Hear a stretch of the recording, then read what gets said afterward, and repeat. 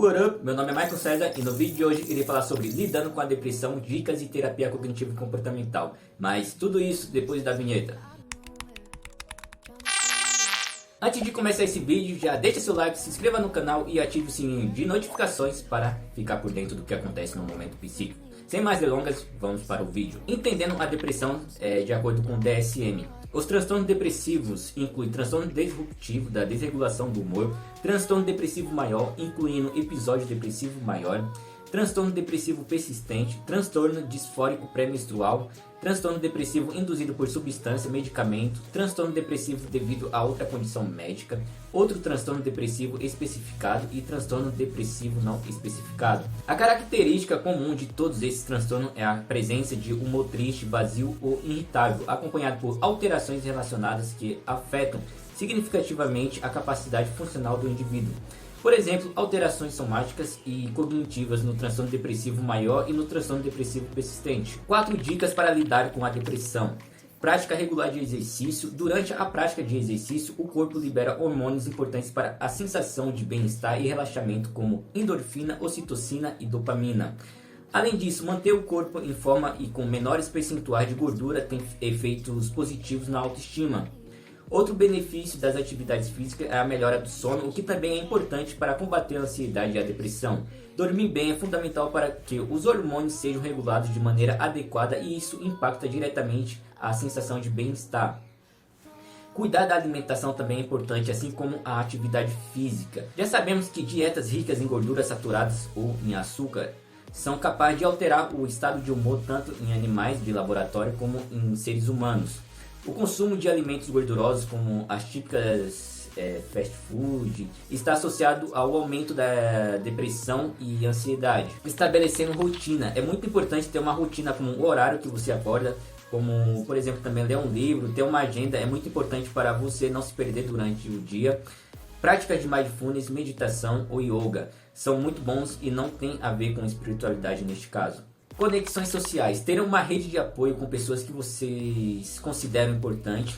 Não estou falando daquelas pessoas tóxicas. Aliás, se você tem um ambiente onde tem pessoas que te puxam para baixo, está na hora de você rever esse ambiente. Ah, Michael, e quando as pessoas tóxicas são meus pais ou as pessoas que estão na minha casa? O primeiro passo é muito importante, que é saber identificar de onde o problema vem. Segundo, é pedir ajuda de um profissional qualificado caso você tenha condições. E terceiro, começa a se organizar para sair desse ambiente. Ou caso você seja menor de idade, buscar a forma de aprender a conviver com essas pessoas nesse ambiente. Porém, você vai precisar de ajuda de algum profissional para desenvolver repertório comportamental. Desenvolvimento de hobbies. Sair também é muito importante, como ir ao cinema, parques, livrarias, teatro, ir em um restaurante novo ou tomar café da manhã em algum lugar. A terapia cognitivo-comportamental. Aaron Beck desenvolveu uma forma de psicoterapia nas décadas de 1960 e 1970, a qual denominou originalmente terapia cognitiva, um termo que muitas vezes é usado como sinônimo de terapia cognitivo-comportamental por muitos da nossa área. Beck concebeu uma psicoterapia para depressão estruturada de curta duração e voltada para o presente. Desde aquela época, ele e outros autores no mundo inteiro tiveram sucesso na adaptação dessa terapia a populações surpreendentemente diversas e com uma ampla abrangência de transtornos e problemas, em muitos contextos e formatos. Essas adaptações alteraram o foco, as técnicas e a duração do tratamento, porém, os pressupostos teóricos em si permaneceram constantes. Em todas as formas de terapia cognitivo-comportamental derivadas do modelo de Beck, o tratamento está baseado em uma formulação cognitiva, as crenças mal adaptativas, as estratégias comportamentais e a manutenção dos fatores que caracterizam um transtorno específico. A terapia cognitivo-comportamental tem sido adaptada a clientes com diferentes níveis de educação e renda, bem como uma variedade de culturas e idades, desde crianças pequenas até adultos com idade mais avançada. É usada atualmente em hospitais, clínicas, escolas, programas vocacionais e prisões, entre outros contextos. É utilizada nos formatos de grupo, casal e família. Em poucas palavras, o modelo cognitivo propõe que o pensamento disfuncional que influencia o humor e o comportamento do cliente é comum a todos os transtornos psicológicos. Quando as pessoas aprendem a avaliar seu pensamento de forma mais realista e adaptativa, elas experimentam um decréscimo na emoção negativa e no comportamento mal adaptativo. Por exemplo, se você estivesse muito deprimido e tivesse dificuldade para se concentrar, e para pagar as suas contas, poderia ter um pensamento automático, uma ideia em palavras ou imagens, que simplesmente apareceria em sua mente: eu não faço nada direito. Esse pensamento poderia então produzir uma reação específica. Você se sentiria triste, emoção, e se refugiaria na cama, comportamento. Na terapia cognitivo-comportamental tradicional, seu terapeuta provavelmente o ajudaria a examinar a validade desse pensamento, e você poderia concluir que fez uma generalização e que, na verdade, você fez muitas coisas bem, apesar da sua depressão. Encarar a sua experiência a partir dessa nova perspectiva seguramente faria você se sentir melhor e levaria a um comportamento mais funcional, começar a pagar as contas, por exemplo. Em uma abordagem orientada para a recuperação, seu terapeuta o ajudaria a avaliar seus pensamentos automáticos. Como a terapia cognitivo-comportamental pode ajudar? O modelo cognitivo parte da premissa de que a cognição, o comportamento e a bioquímica são todos componentes importantes dos transtornos depressivos.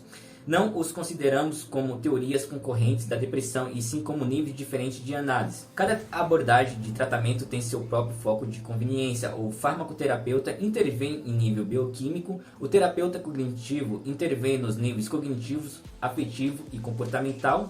Nessa experiência, sugere que quando alteramos cognições depressivas, mudamos simultaneamente o humor característico e o comportamento, e como sugerem algumas evidências, a bioquímica da depressão. Embora o mecanismo exato da mudança permaneça sendo alvo de investigação, especulação e debate consideráveis, há indicações de que a terapia cognitiva funciona por meio da alteração de crenças e propensões de processamento de informações, e que diferentes aspectos da cognição cumprem papéis distintos no processo de mudança. A pesquisa em ciência cognitiva enfatiza a importância do processamento de informações na sintomatologia depressiva. Segundo essas teorias, a cognição de viés negativo é um processo central na depressão. Esse processo se reflete na tríade cognitiva da depressão. Os pacientes deprimidos geralmente têm uma visão negativa de si mesmo, de seu ambiente e do futuro. Eles se consideram inúteis, inadequados, não amáveis e deficientes. Esses pacientes veem o ambiente como algo sufocante, que apresenta obstáculos insuperáveis e que resulta continuamente em fracasso e perda. Sua visão de futuro também é sem esperança. Seus esforços serão insuficientes para mudar o rumo insatisfatório de suas vidas. Essa visão negativa do futuro costuma levar à ideação suicida e tentativas de suicídio propriamente ditas. Pacientes deprimidos distorcem constantemente suas interpretações de eventos, de forma que mantêm visões negativas de si mesmo, do ambiente e do futuro.